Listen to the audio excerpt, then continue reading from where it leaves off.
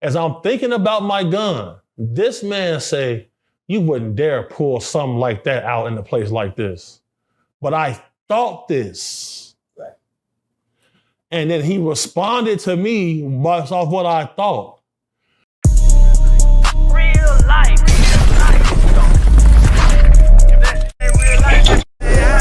It ain't real life. Just say real thing.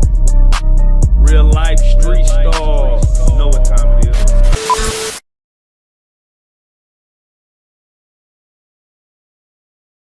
I just got one more question before we end, and this is just a big homie question. We talked about a couple of interviews ago about demons and things that you've seen, right? Right. It's just a personal question.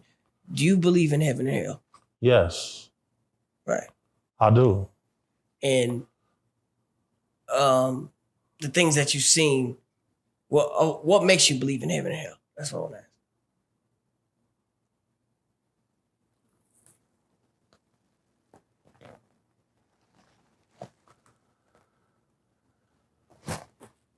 Okay.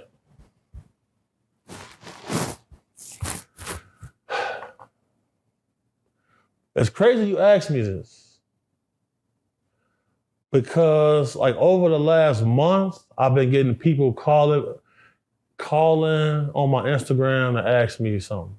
I'll do my little questions post on my story, and I get asked the same question, bro, over and over and over. Like, have I ever met the devil? Right? And this is one reason why me and Duga are so close right now. Like anybody who ever seen us together and see how we operate, you can tell like them boys locked in. Like people always comment this. And some people have said the interview that me and him had did on this couch was the best interview they ever seen. Right. Right? All right, let me be careful here.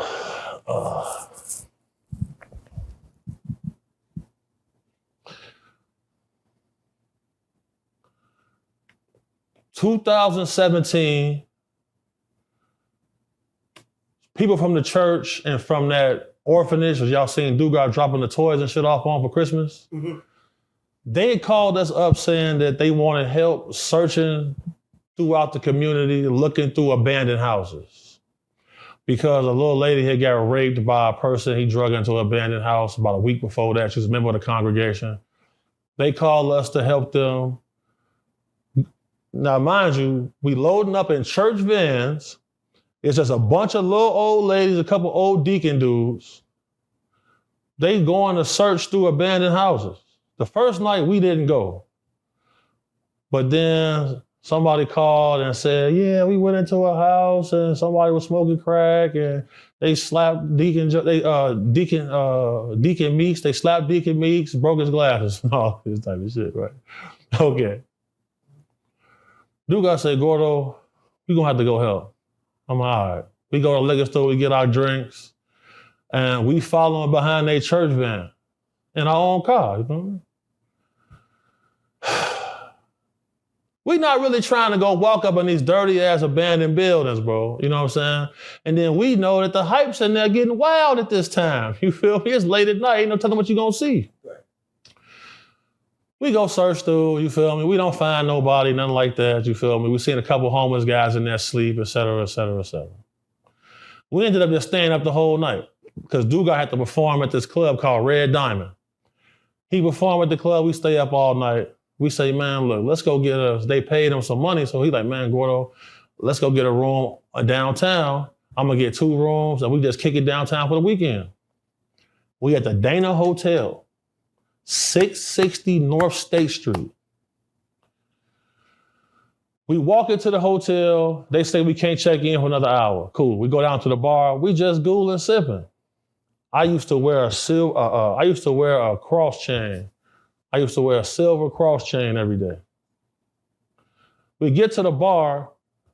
This white dude, blonde hair, blue-eyed dude. He got a little suit, and she got a suit on. You could tell it was a tailored suit. But I noticed his cufflinks. I only seen them cufflinks one time at the Hermes store with a client. I knew them cufflinks was like $15,000 for both.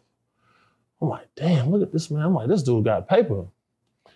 But he got a smug look at me though. Mm-hmm.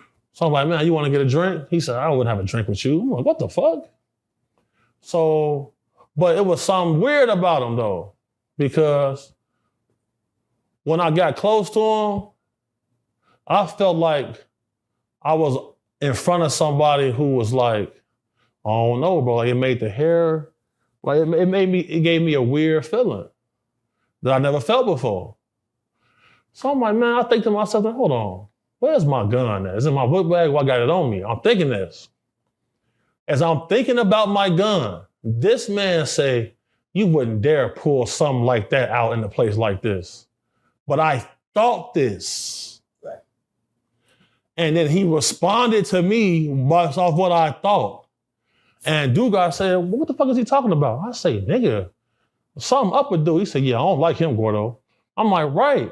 So I get my drink and he just standing there looking at us like we was crazy. And once we saw him though, it hit us like, damn, we seen him in Vegas. And we seen him at the airport. And we seen him at the chicken and waffle place. So I'm not gonna say that I met the devil, but we met one of them. Oh, bro, we met somebody. We met somebody. You know, the Tesla have a biometric camera on it. If you take it down to the graveyard, it's gonna show people walking around. When you look out the window, you ain't gonna see nobody though. Why is that camera picking up a biometric human vibe? Why is it showing up on the camera?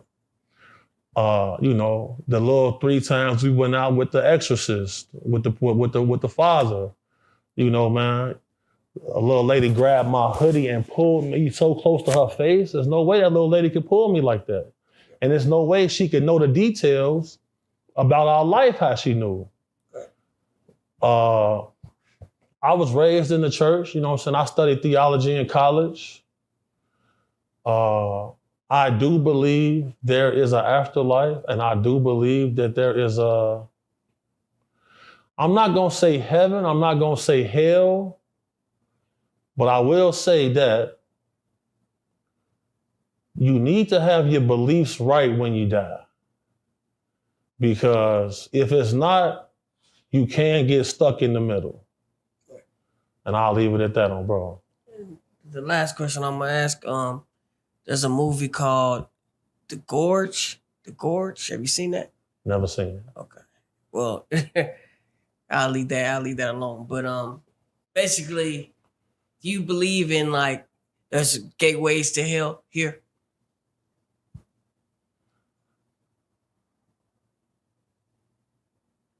I definitely believe that there are dark entities that you can come in contact with, and if you follow them, it'll take you somewhere. That's why they had Ouija boards for sale in Walmart. Right. That's why the government spent millions of dollars to investigate who did Hitler come in contact with that influenced him to go on the path he went on. Right. Because when he met the real society, everything changed for him. They took him someplace and he was able to come back. Man, deep. With that being said, for Whack 100 for Loose Cannon, hey. Y'all some hoes on Bro Grave, and y'all was nice. We'll see if it stays on the internet or goes elsewhere. Stop playing with the guys. Dusty, go ahead and close this out as far as reintroduce yourself. Tell them about the website again and also the mission. Dusty Rhodes website's itakesatribe.org. I'm still doing some work on that, but it'll be up more here soon. You can get on there now, but it'll be better soon. Appreciate y'all. Real life.